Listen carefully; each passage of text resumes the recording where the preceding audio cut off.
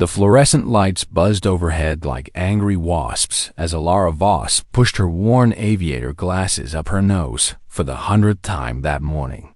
Her messy red hair caught the harsh office lighting, making her look even paler than usual in the basement of Andrews Air Force Base.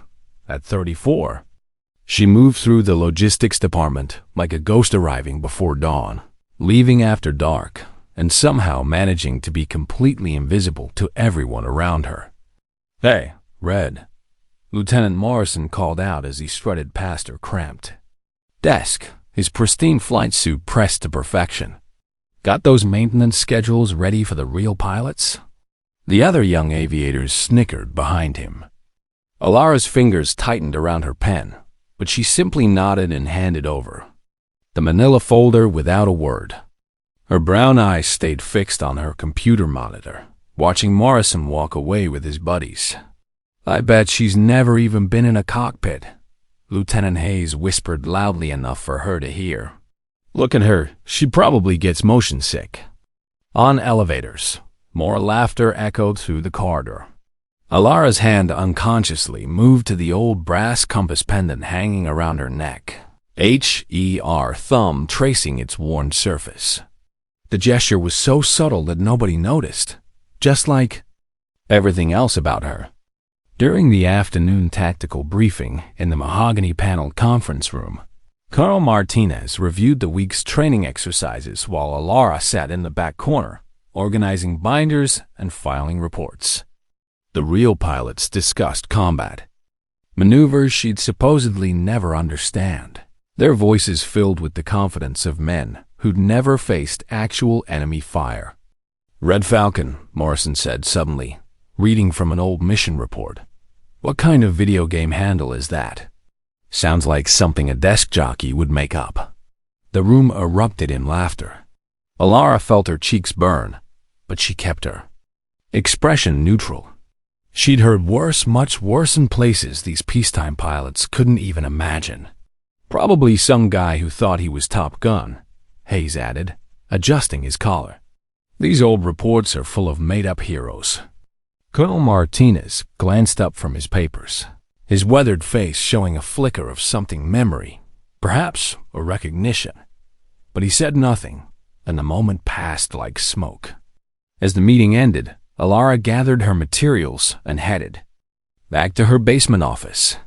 Through the building's grimy windows, she could see F-16 Falcons practicing formations that looked sloppy to her trained eye. Her fingers gripped the compass pendant tighter. At lunch, she sat alone at a corner table with her peanut butter sandwich and coffee that had gone cold hours ago. The other staff members chatted and laughed at nearby tables, but none of them looked her way. To them, she was office equipment with a pulse-invisible furniture that happened to breathe. But as she watched those imperfect formations through the grease-stained windows, something stirred behind her quiet brown eyes. A memory of different skies, different aircraft, and a call sign that once struck fear into the hearts of enemies across 3 continents. They saw what they expected to see. A quiet woman pushing papers who probably cried during action movies. They had no idea that the hands holding that ordinary peanut butter sandwich had once pulled control sticks through dogfights that would make their training exercises look like children playing with toy planes. The compass pendant caught the afternoon light, and for just a moment, Alara allowed herself a small, knowing smile. Let them think what they wanted. She had work to do. And soon enough, the whole world would remember why call signs like Red Falcon were whispered with respect in certain circles. The question wasn't whether they'd discover who she really was. The question was whether they'd be ready for the truth when it finally came to light. The next morning brought new levels of humiliation. Morrison had apparently spent his evening crafting what he considered comedy gold, and he wasn't keeping it to himself. "I figured out Red's backstory," he announced to a gathering crowd near the coffee machine. "She was probably a weather observer or something. You know, the person who stands outside and tells pilots if it's raining." The laughter was louder this time, more cruel. Hayes joined in eagerly. Or maybe she worked in the gift shop at the Air Force Museum. That would explain why she knows all those old call signs from the displays. Alara walked past them carrying a stack of incident reports, her expression unchanged. But inside, something cold and sharp was beginning to stir. These weren't just jokes anymore. They were systematic attempts to humiliate her, to make her feel as small as they believed she was. "Morning, Red," Morrison called out in a mocking tone. "How's the weather looking today? Think it's safe for the real pilots to fly?" This time, instead of silence, Alara stopped walking. The corridor fell quiet as she turned slowly to face him. For a moment, something flickered in her brown eyes, something that made Morrison take an unconscious step backward. "Weather looks perfect for flying, Lieutenant," she said quietly. "Visibility unlimited. No storms on the horizon." She paused, her gaze steady on his face. "Of course, some storms you don't see coming until they're right on top of you." The silence stretched uncomfortably. Then Morrison forced a laugh. "Right. Well, keep watching those clouds for us, Red." As Alara continued down the hallway, she didn't notice Colonel Martinez standing in his office doorway, watching the interaction with growing interest. Something about her posture, her choice of words, reminded him of someone he'd known long ago. Someone who'd earned a call sign that still gave him chills. Later that afternoon, during routine maintenance review, Alara found herself assigned to work directly with Morrison's flight team. They were preparing for a major training exercise simulated air-to-air combat that would determine squadron rankings for the next quarter. "Just organize the fuel consumption reports," Morrison told her dismissively. "Leave the real tactical stuff to people who understand flying." But as Alara reviewed their flight plans, she noticed something troubling. Their formation strategies were textbook perfect but completely predictable. Any enemy pilot with real combat experience would tear them apart in seconds. The realization hit her like a physical blow. These young aviators were heading into exercises with tactics that would get them killed in actual combat. She cleared her throat carefully. "Lieutenant Morrison, I noticed something in your approach vectors that might..." "Red," he interrupted without looking up from his charts. "I don't need flying advice from someone who probably thinks Top Gun is a documentary. Just stick to your paperwork." The dismissal stung, but not for the reasons Morrison assumed. It stung because she could see exactly how their overconfidence would play out. And she genuinely didn't want to watch good pilots, even arrogant ones, walk into a tactical disaster. That evening, as the base grew quiet, Alara remained at her desk reviewing personnel files. She'd made a decision that would change everything, but she needed to be careful. Very careful.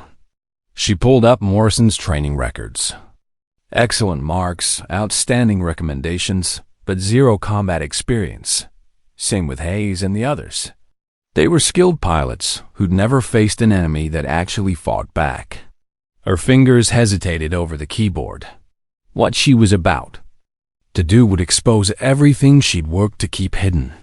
But watching those young pilots prepare for failure with such confident ignorance was becoming unbearable. She began typing a carefully worded memo to Colonel Martinez, suggesting minor tactical adjustments to the upcoming exercise. Nothing dramatic, nothing that would reveal too much, just enough to keep his pilots alive if they ever faced real combat. As she worked, the compass pendant caught the desk lamp's glow. Somewhere in the darkness above, night flights were practicing maneuvers that looked impressive but lacked the hard-earned wisdom that only came from surviving actual air-to-air combat. The storm Morrison had mocked was indeed coming. But like most storms, it would arrive from a direction no one expected, carrying truths that would shake the entire base to its foundation. And Red Falcon was finally ready to fly again. "Colonel." Martinez read Alara's tactical memo 3 times before the implications fully sank in. The suggested modifications to the training exercise weren't just intelligent. They revealed an understanding of air combat that went far beyond anything a logistics coordinator should possess. The language, the terminology, even the strategic thinking reminded him of classified briefings from elite fighter squadrons. He looked up to find Morrison standing in his office doorway, clearly agitated. "Sir, I need to report something," Morrison began, his usual cockiness replaced by barely contained anger. "That woman in logistics read she's been interfering with flight operations. She actually had the nerve to critique our tactical planning." "What exactly did she say?" Martinez asked carefully. "She suggested our formation was predictable and that we were telegraphing our intentions to potential adversaries. Can you believe that? Some desk jockey trying to teach actual pilots how to fly." Morrison's face was flushed with indignation. "I think she's been reading too many aviation magazines and getting ideas above her station." Martinez felt a chill run down his spine. Those weren't phrases from aviation magazines. They were direct quotes from advanced tactical doctrine that Morrison, despite his training, had apparently never encountered. "What did you tell her?" Martinez asked. "I told her to stick to filing papers and leave the flying to people who actually know what they're doing." Morrison puffed up with righteous indignation. "Sir, I think we need to have a serious conversation with her about appropriate boundaries. Maybe even transfer her to a different department where she can't cause problems." After Morrison left, Martinez sat alone in his office, staring at Alara's memo. Something was nagging at him, a memory just beyond reach. He pulled out his secure computer and began searching through classified personnel records, looking for something he couldn't quite name. 20 minutes later, he found it. The photograph was 10 years old, but there was no mistaking those sharp brown eyes behind aviator glasses. Captain Alara Voss, call sign Red Falcon, decorated combat pilot, reported missing in action during a classified deep reconnaissance mission. Presumed dead after radio contact was lost over hostile territory. Martinez's hands shook as he read her service record. 17 successful black operations across 3 continents. Credited with saving countless lives during precision strikes behind enemy lines. The kind of pilot who appeared in classified reports that most officers would never be cleared to read. And she'd been sitting in his basement for 6 months, filing incident reports, while Lieutenant Morrison made jokes about her flying credentials. The next morning, Morrison arrived at the briefing room early, determined to make his point about inappropriate behavior from support staff. He'd spent the evening crafting what he considered a professional complaint, complete with recommendations for disciplinary action. "I've prepared a formal report about Red," he announced to Hayes and the other pilots. "She's clearly overstepping her authority, and it's time someone put her in her place." But when Colonel Martinez entered the briefing room, his expression was unlike anything Morrison had ever seen. The colonel's weathered face was pale, and his hands seemed to tremble slightly as he set down his coffee cup. "Gentlemen," Martinez began, his voice barely above a whisper, "we need to discuss something important. Something that's going to change how you think about respect, about assumptions, and about the people around you." Morrison felt confident. Finally, someone was going to address Red's inappropriate behavior. "Lieutenant Morrison," Martinez continued, "you mentioned that our logistics coordinator suggested modifications to your tactical approach." "Yes, sir." "She was completely out of line. Those modifications," Martinez interrupted, "were textbook examples of advanced air combat doctrine developed by pilots with extensive combat experience. The kind of experience that comes from surviving actual dogfights against enemy aircraft." The room fell silent. Morrison's confidence began to waver. "Furthermore," Martinez continued, pulling out a classified folder, "I want you all to understand something about making assumptions based on appearances." He opened the folder and removed a photograph a younger woman in a flight suit, standing beside an F-18 Super Hornet, wearing the same aviator glasses that Red wore every day. "Gentlemen, meet Captain Alara Voss, call sign Red Falcon. Missing in action for 10 years. Presumed dead after a classified mission that saved the lives of captured intelligence assets. She engaged 3 enemy fighters alone, called in precision. Strikes on her own position to prevent classified technology from falling into enemy hands." Morrison's face went white. Hayes looked like he might be sick. "She's been sitting downstairs for 6 months, Martinez continued, his voice growing stronger. "Listening to you mock her call sign, joke about her flying credentials, and dismiss her tactical insights. Insights that could have saved your lives if you'd been humble enough to listen." The silence in the room was deafening. Morrison tried to speak, but no words came. "She never defended herself," Martinez said quietly. "Never corrected your assumptions. Never used her rank or her record to put you in your place. She just kept doing her job, watching over all of you like a guardian angel you were too blind to recognize. The compass pendant, the quiet confidence. The way she'd said, 'Some storms you don't see coming.' Suddenly everything made terrible, perfect sense." Morrison realized he hadn't just been mocking a logistics coordinator. He'd been humiliating a decorated war hero who'd forgotten more about flying than he'd ever learned. And now, somehow, he had to find a way to face her. The revelation about it, Red Falcon's true identity, hit the base like a shockwave. Within hours, whispered conversations filled every corridor, break room, and briefing area. The young pilots who'd spent months making jokes suddenly found themselves unable to meet each other's eyes. Morrison hadn't left his quarters since the briefing. Hayes found him sitting on his bunk, staring at his hands. "We have to apologize," Hayes said quietly. "We have to try to make this right somehow." "Make it right?" Morrison's voice was hollow. "How you apologize to someone for 6 months of humiliation? How do you take back calling a war hero's call sign a video game handle?" Meanwhile, Alara continued her daily routine as if nothing had changed. She arrived before dawn, organized her reports, and worked through lunch at her corner table. But now, instead of ignoring her, people watched. Not with mockery, but with something approaching awe.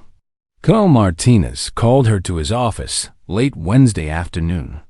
She knocked twice and entered, standing at attention despite being civilian personnel. "Sit down, Captain," Martinez said gently. "I think it's time we talked. I'm not Captain anymore, sir. I'm just Alara." "You'll always be Captain to me," Martinez replied. "The question is, what are you doing here? Why didn't you identify yourself when you took this position?" Alara was quiet for a long moment, her fingers finding the compass pendant. "Because I needed to disappear, Colonel. The mission never really ended. There are still people out there, dangerous people, who think Red Falcon is dead. That gives me certain advantages." "What kind of advantages?" "The kind that let me track biological weapon smugglers without them knowing they're being watched. The kind that let me prevent terrorist attacks by staying invisible." She met his eyes. "I've stopped 4 major operations in the past 3 years, sir. Anonymous tips that saved thousands of lives." Martinez felt the pieces clicking into place. The Pentagon intelligence reports. The anonymous source they call Deep Shadow. Red Falcon never stopped serving her country, Colonel. She just changed how she served. Before Martinez could respond, his secure phone rang. The conversation was brief, filled with military codes and terse acknowledgments. When he hung up, his face had gone pale. "Captain Alara, we have a situation. Intelligence has intercepted communications about a biological weapon shipment disguised as humanitarian aid. It's heading for one of our forward operating bases within the next few hours." Alara stood immediately. "Which base?" "Echo 7. But here's the problem. Our closest intercept aircraft are 2 hours away, and this shipment will be in position to deploy its payload long before then. What about the training squadron? Morrison's group? Martinez shook his head. They're good pilots, but they've never faced anything like this. This requires combat experience, tactical knowledge, and someone who's actually fought biological weapon smugglers before, Alara finished quietly. You know about this network? I've been tracking them for 3 years, Colonel. They use Red Cross helicopters as cover, modified with concealed weapons pods. The containers look like children's vaccines, but they're carrying weaponized anthrax. Martinez stared at her. How could you possibly know all this? Because I've been hunting them. And today, the hunt ends. She turned toward the door, but Martinez stopped her. Alara, you can't just walk away from here. What about your cover? What about staying invisible? She paused, her hand on the doorknob. Some things are more important than staying hidden. Colonel, those forward operating bases are full of young soldiers who remind me of Lieutenant Morrison, overconfident, undertrained, and completely unprepared for what's coming. The Pentagon will want a full debrief after this. You're invisible. War might be about to become very public. Alara turned back to him, and for the first time in months, she smiled, not the quiet, careful smile of Red, the logistics coordinator, but the fierce, confident smile of Red Falcon, the combat pilot. Then I guess it's time to remind the world why certain call signs never really die. As she left Martinez's office, she passed Morrison in the hallway. He stopped abruptly, clearly struggling with words he'd been rehearsing for days. Ma'am, I need to apologize. What we said, what we did. Lieutenant, she interrupted gently. Save the apologies for after the mission. Right now, I need you and your squadron ready to fly in 20 minutes. Morrison's eyes widened. Fly with you? Under my command. We have biological weapons to stop, and those smugglers are about to learn why you don't mess with American forces. She began walking away, then called back over her shoulder. And Morrison? Today you're going to learn what real air combat looks like. As alarms began blaring throughout the base, Morrison realized his world was about to change forever. The woman he'd spent months humiliating was about to save thousands of lives. And somehow, impossibly, she was giving him the chance to help. The storm Red Falcon had promised was finally here. At 14:27 hours, the air traffic control radar screen lit up with an anomaly. Senior Controller Williams frowned at the scope, adjusting the gain settings as an unidentified aircraft appeared at 30,000 feet, bearing 270 degrees. Sir, we have a ghost contact, the radar operator called out. Speed indicating 450 knots, Angels 30. No transponder signal. Major Thompson leaned over the console, coffee breath and growing concern evident. Civilian aircraft off course? Negative, sir. Speed and altitude profile suggest military configuration, but it's not on our flight plan. Not on anyone's flight plan in the system.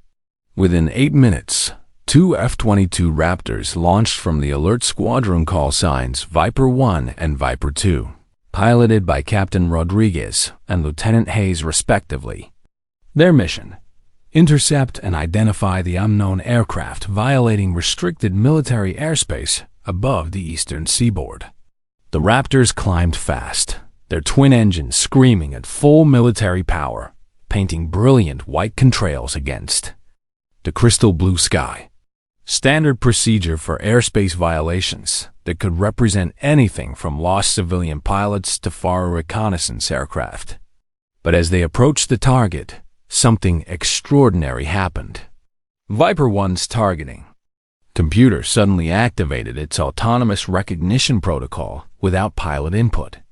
Advanced sensors swept the mystery aircraft, analyzing radar cross-section, heat signature, electromagnetic emissions, and optical characteristics. Then the impossible appeared on Captain Rodriguez's heads-up display in bright amber letters. Red Falcon active clearance, ultra black, pilot status, missing in action, presumed deceased. Rodriguez's breathing stopped for 3 full seconds. Command, this is Viper 1. You need to see this immediately. Uploading data now. Back at Control Center, silence fell like a heavy funeral blanket. Officers gathered around the main display screen, staring at data that shouldn't exist. According to every database in the military network, Red Falcon had been reported missing in action 10 years ago. Colonel Martinez pushed through the crowd of stunned personnel. His weathered face went pale as he read the display information. "I knew her personally," he said quietly, removing his cap. "Captain Alara Voss, best pilot I ever saw in 30 years of service. She could make an F-18 Hornet dance like a hummingbird in a hurricane." "What happened to her, sir?" Williams asked. Martinez's jaw tightened, old memories flooding. "Back. Classified mission. Deep Black operations. She volunteered to infiltrate enemy territory solo, flying a modified Super Hornet with experimental radar-absorbing coating." He paused, staring at the screen displaying a ghost. "Intelligence said she engaged 3 enemy fighters alone over hostile territory, bought precious time for extraction of captured assets. Last transmission was her calling in precision airstrikes on her own position to prevent classified technology from falling into enemy hands." "Sir," the radar operator looked up from his console. "If this is really her, where has she been for 10 years? Nobody in that room had an answer to that question. Meanwhile, 6 miles above, the mystery pilot maintained steady flight path and airspeed. No evasive maneuvers, no hostile actions, just calm, professional flying that spoke of decades of experience. Viper 1 keyed his radio using standard challenge frequency. "Unknown aircraft. This is United States Air Force. You are in restricted airspace. Identify yourself immediately and state your intentions." Silence stretched for 30 long seconds while both fighter pilots waited, hands ready on weapon controls. Then, a calm, professional female voice cut through the static like a sharp blade. "Viper Flight, this is Red Falcon. Authentication code Whiskey 77 Alpha Tango Delta. Current as of this morning's briefing." The pilots exchanged shocked glances through their reinforced canopies. That was a current, valid authentication code, updated monthly through secure channels. Impossible for a missing pilot to know unless she had access to current classified communication protocols, which meant either their security was completely compromised, or the impossible was happening right now at 30,000 feet. "Command." Center erupted in controlled chaos, officers shouting questions over each other. "How does she have current codes? Who authorized those credentials? Is this some kind of test exercise nobody told us about?" Colonel Martinez grabbed a primary radio handset with trembling fingers. "Red Falcon, this is Overwatch Actual. State your mission and intentions immediately." "Overwatch, I have time-sensitive intelligence regarding hostile biological weapons. Transport currently disguised as humanitarian aid shipment. Target is inbound to forward operating base Echo 7 within 18 minutes. Negative, Red Falcon. We have no reports of incoming humanitarian flights to any of our 4 positions." "Colonel Martinez, check your logistics database again. Red Cross medical helicopter. Flight plan filed 3 hours ago." Martinez felt ice water in his veins. She knew his name, his rank, details about operations that should be compartmentalized. He signaled frantically to his aide. "Lieutenant Morrison," typed rapidly into the secure computer terminal. His face went white as fresh snow. "Sir, there's a Red Cross helicopter scheduled to land at Echo 7 in exactly 17 minutes. Medical supplies for refugee camp designated Hotel 4. Alara's voice remained steady over the encrypted channel. That helicopter is carrying weaponized anthrax in modified medical containers designed to look like children's vaccines. If it reaches population centers, you're looking at minimum 15,000 casualties within 72 hours. How could you possibly know this intelligence? Because I've been tracking the supplier network for 3 years, Colonel. Deep. Undercover. This operation ends today. The revelation hit the command center like a nuclear bomb. She hadn't been missing in action. She hadn't died in some heroic last stand. She'd been hunting monsters in the shadows for a decade. And now the hunt was about to become very public indeed. Viper Flight, you are now escort formation, not intercept mission. Alara's voice crackled through the radio with absolute authority. Follow my lead and maintain radio discipline. Both F-22 pilots looked to command for confirmation. Colonel Martinez made the hardest decision of his 30-year career. Viper Flight, acknowledge Red Falcon as mission commander. You are now under her operational control. Copy that, Overwatch, Captain Rodriguez replied, still stunned. Viper 1 acknowledging Red Falcon as flight lead.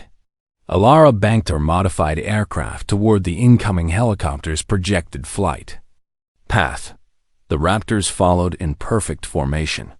Afterburners throttled back to match her cruising speed. Through her cockpit canopy, she spotted the Red Cross helicopter 2 miles ahead, flying low between mountain ridges, following terrain features to avoid radar detection. Exactly like someone with something to hide. Viper Flight, observe target. Aircraft carefully, she instructed. Note the external equipment pods. Rodriguez adjusted his targeting scope for maximum magnification. Red Falcon, those aren't standard medical equipment containers. Profiles suggest concealed weapons pods or sensor packages. Correct assessment, Viper 1. Hidden under legitimate medical markings. Alara switched to the helicopter's emergency frequency. Red Cross 77. This is Military Air Patrol. You are ordered to land immediately at designated coordinates for mandatory inspection. The helicopter pilot responded with practiced fake concern. Military Patrol, we're on urgent humanitarian mission. Refugee children desperately need these. Medical supplies. People are dying. Red Cross 77. Land now or we will force you down using necessary measures. Instead of complying, the helicopter suddenly accelerated and dove toward a narrow valley, clearly attempting to escape. Visual contact. That's not the behavior of innocent medical personnel, Rodriguez observed grimly. The hunt was about to become a chase. But Alara had been planning for this moment for 3 years. She knew every escape route these smugglers used, every tactical maneuver in their playbook. They were about to discover why Red Falcon had become a legend in certain classified circles. Viper Flight, split formation? Rodriguez, take high cover. Hayes, follow me down. We're going hunting. As the 3 military aircraft dove toward the fleeing helicopter, Alara felt something she hadn't experienced in years. The pure adrenaline. Rush of aerial combat. Not the simulation exercises or training maneuvers she'd been watching from her basement office, but real combat against enemies who would kill thousands if they escaped. The helicopter pilot was skilled, using the mountain terrain to break visual contact and confuse radar tracking. But he'd made one critical mistake. He assumed he was being chased by ordinary pilots following standard intercept procedures. He had no idea he was being hunted by someone who'd spent 3 years learning every detail of his organization's operations. Viper 2, they're heading for the river valley, Alara called out. Cut them off at checkpoint Delta. Don't let them reach the populated area. Hayes banked hard left, his F-22 screaming through a tight canyon turn that would have been impossible without years of advanced training. The helicopter pilot saw him coming and pulled up sharply, directly into Alara's predicted intercept. Course. Got you, she whispered. The next few minutes demonstrated why Red Falcon had earned her reputation. Using precise aerial maneuvers that looked impossible, she forced the helicopter into increasingly desperate evasive actions, hurting it away from populated areas and toward an open landing zone where ground teams could safely secure the biological weapons. Finally, with nowhere left to run, the helicopter pilot made his last mistake. He tried to land in a crowded market area, hoping to use civilians as human shields. That's when Red Falcon reminded everyone why certain call signs inspired fear in the hearts of terrorists worldwide. Negative on civilian area, she announced coldly. All aircraft, weapons hot. Target is no longer considered humanitarian mission. The helicopter pilot, seeing the military aircraft converging on his position with weapon systems active, finally realized he was outmatched. He sat down in the designated secure area, engines still running, as military ground teams surrounded his aircraft. When the hazmat teams opened those medical containers 30 minutes later, they found enough weaponized biological agents to kill everyone within a 50-mile radius. The refugee children who were supposed to receive those vaccines would have died horrible deaths within hours. Instead, they were safe, thanks to a ghost pilot who'd been hunting monsters in the shadows for a decade. As Alara watched the ground teams secure the weapons, she felt something she hadn't experienced since her official death 10 years ago. The satisfaction of a mission completed, of innocent lives saved, of justice finally served. But she also knew this victory would come with a price. Her invisible war was about to become very public, and Red Falcon would have to decide whether to disappear back into the shadows or step into the light. The choice would define not just her future, but the future of everyone who'd underestimated the quiet woman filing papers in the basement. The debriefing room at Andrews Air Force Base had never seen anything like this. Pentagon officials, intelligence officers, and base commanders filled every seat as Alara sat calmly at the center table, still wearing her flight suit from the mission that had just saved thousands of lives. Lieutenant Morrison stood at attention, near the back wall, along with Hayes and the other pilots who'd spent months mocking her. Their faces showed a mixture of shame, awe, and disbelief that was almost painful to witness. Captain Voss, General Harrison began, his voice carrying the weight of 30 years in military intelligence. Your actions today prevented what could have been the worst biological weapons attack in American history. The question now is, what do we do about the fact that you've been officially dead for 10 years? Alara's fingers found her compass pendant, a gesture that had become second nature. With respect, General, I've been very much alive. I've just been fighting a different kind of war. A war that included feeding classified intelligence to Pentagon sources without authorization, operating under assumed identities, and conducting unsanctioned surveillance operations across multiple countries. Harrison's tone wasn't accusatory. It was impressed. In the past decade, your anonymous tips have prevented 17 terrorist attacks, stopped 6 biological weapons transfers, and saved an estimated 47,000 civilian lives. The room fell silent. Morrison felt his knees go weak as the full scope of what he'd been mocking became clear. The problem, Harrison continued, is that officially bringing you back from the dead creates certain ... complications. Your cover identity has allowed you to operate freely against organizations that consider Red Falcon deceased. If we acknowledge your survival publicly, they'll adapt, Alara finished. New identities, new routes, new methods. The network I've spent 3 years infiltrating will disappear within hours. Colonel Martinez leaned forward. So what are you proposing? I go back to being invisible. Different identity, different location, but the same mission. She looked directly at Morrison and the other pilots. The only difference is that now some people understand that the Quiet person sitting in the corner might be someone worth listening to. Morrison stepped forward, his voice barely above a whisper. Ma'am, we all need to apologize. What we said, what we did. Lieutenant, Alara interrupted gently. Do you remember what I told you about storms? That some storms you don't see coming until they're right on top of you. That's right. But here's what I didn't tell you. The best pilots learn to read the subtle signs. The pressure changes, the wind shifts, the way the light hits the clouds differently. She stood, her brown eyes meeting his directly. You're a good pilot, Morrison. You all are. But being good isn't enough when lives are on the line. You need to be humble enough to learn from anyone who can teach you something, even if that person looks like they don't belong in your world. Hayes stepped forward. We treated you like someone you didn't understand, Alara said simply. That's not uncommon. But respect isn't earned through rank or recognition.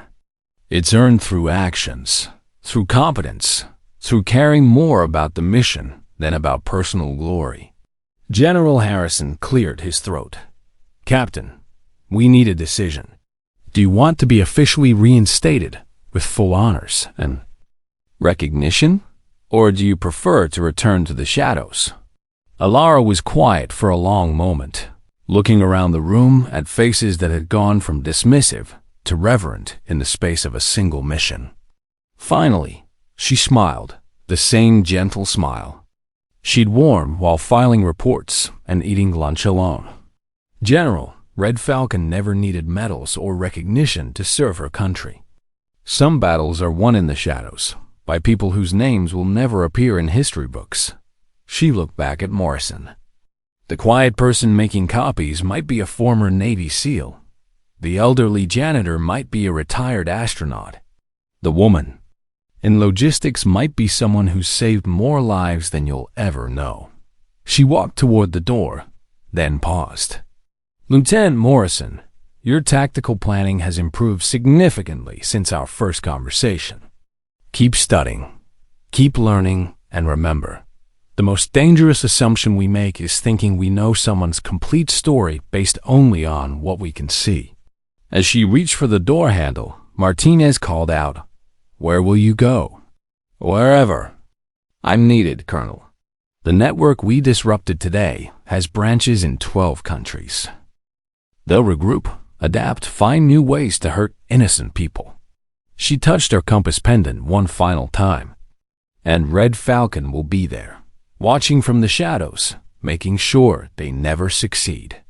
The door closed behind her with a soft click. Through the window, they watched her walk across the tarmac to an old olive-green Jeep parked at the edge of the runway. She started the engine and drove away into the setting sun without looking back. Morrison stared at the empty highway, where her taillights had vanished. 10 years missing in action saves thousands of lives from biological warfare and just disappears again like she was never here. Colonel Martinez nodded quietly. That's what heroes do, Lieutenant. They show up when the world needs saving, do what needs to be done, and fade back into ordinary life until the next crisis. Will we ever see her again? Martinez smiled, remembering the woman who'd filed incident reports with the same precision she'd used to track international terrorists. Something tells me Red Falcon is always around when we need her most. We just might not recognize her. Next time. 6 months later, Morrison found himself stationed at a forward operating base in Eastern Europe, part of a joint task force monitoring suspicious aircraft movements near the border. The assignment had come with a promotion and commendations for his exceptional tactical awareness during critical operations achievements that felt hollow every time he remembered where that awareness had actually come from. He was reviewing radar contacts in the command bunker when his communications officer called out urgently, Sir, we're receiving an encrypted transmission on emergency frequency. Authentication codes are ... unusual. Morrison looked up from his charts. What do you mean, unusual? The codes are valid, but they're not in our current database. They appear to be from a classification level I've never seen before. Through the static-filled speakers, a calm, professional female voice emerged. Overwatch, this is Deep Shadow. I have time-sensitive intelligence regarding hostile aircraft movement in your sector. 3 unidentified fighters are approaching your position. Bearing 090 degrees, flying below radar coverage. Morrison's blood turned to ice. He knew that voice, that calm certainty under pressure. Deep Shadow, this is Overwatch Actual, he replied, his hands trembling slightly as he reached for the radio. Confirm your identity and source of intelligence. Overwatch, recommend immediate scramble of available interceptor aircraft. Hostile intent confirmed. These are not training flights or navigation errors. The radar operator looked up frantically. Sir, I'm showing nothing on scope. If there are aircraft out there, they're flying too low for our systems to track. Morrison made a decision that would have seemed impossible 6 months earlier. All units, scramble alert fighters immediately. Vector 090 degrees. Low altitude sweep. Treat as potential hostile contact. Sir, his second-in-command protested. We have no radar confirmation. Are we really going to launch based on an anonymous radio transmission? Trust me on this one, Morrison replied quietly. Some sources don't show up on any official roster. 12 minutes later, the scrambled F-35 fighters reported visual contact with 3 unmarked aircraft carrying external weapons. Pods, clearly conducting reconnaissance on NATO positions. The hostile aircraft fled when challenged, but not before confirming that someone or something had been watching the watchers. As the base returned to normal alert status, Morrison's communications officer approached hesitantly. Sir, about that Deep Shadow transmission, I've been checking our databases, and there's no record of any asset using that call sign. Sometimes the best assets are the ones that don't exist in any database, Morrison replied, staring out at the darkening sky. Sometimes they're just people who show up when you need them most. That evening, as he reviewed the incident report, Morrison added a note that would never appear in official records. Intelligence source demonstrated exceptional accuracy and tactical awareness. Recommend maintaining open channels for future communications from this asset. He knew he might never hear that voice again. Deep Shadow, Red Falcon, or whatever identity she was using, now might disappear as completely as she had from Andrews Air Force Base. But somewhere out there, in the shadows between official missions and classified operations, she was still flying. Still watching over pilots who might not even know they needed protection. Still proving that heroes don't always announce themselves with fanfare and publicity. Sometimes they just show up at exactly the right moment, do what desperately needs to be done, and disappear back into ordinary life until the next time the world needs saving. Back at Andrews Air Force Base, Colonel Martinez received a classified report about the Eastern European incident. As he read Morrison's account of the mysterious Deep Shadow transmission, he smiled and touched the old photograph of Captain Alara Voss that he kept in his desk drawer. Some legends never really die. They just change call signs and keep flying, protecting people whose names they'll never know and faces they'll never see. In the margins of his report, Martinez wrote a single line that would be filed away in classified archives. Red Falcon status: operational. Location: unknown. Mission: ongoing. Because some storms you don't see coming until they're right on top of you. And sometimes the most dangerous assumption we make is thinking we know someone's complete story based only on what we can see on the surface. That quiet person making copies might be a retired Navy SEAL. That elderly janitor might be a former astronaut who walked on the moon.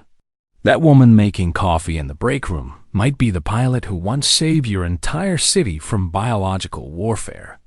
Heroes don't always announce themselves with fanfare and publicity. Sometimes they just show up when you need them most. Invisible until the moment they're absolutely essential. And Red Falcon, by any name, in any identity, is always ready to answer that call from the shadows.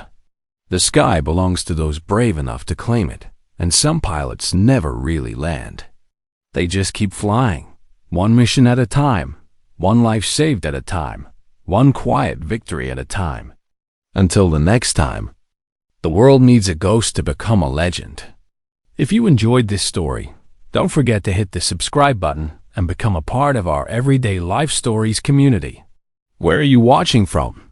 Drop a comment below. We love hearing from our amazing viewers around the world.